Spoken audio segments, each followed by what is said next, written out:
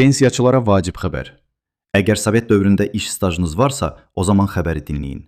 Azərbaycanda pensiya sistemi ilə bağlı vətəndaşları ən çox maraqlandıran məsələlərdən biri də Sovet dövründə toplanmış əmək stajının və formalaşmış pensiya hüquqlarının bu gün qüvvədə olub-olmamasıdır.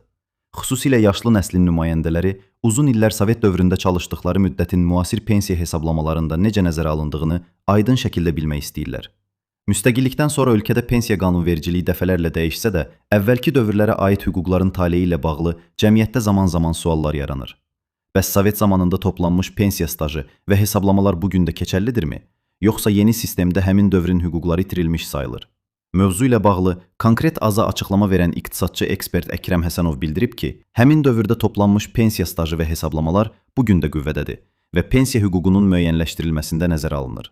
Azərbaycan Respublikası dövlət müstəqilliyini bərpa etdikdən sonra qəbul edilən hüquqi aktlarda və konstitusiyada əvvəlki dövrdə qüvvədə olmuş qanunvericiliyin tanınması açıq şəkildə qeyd olunub.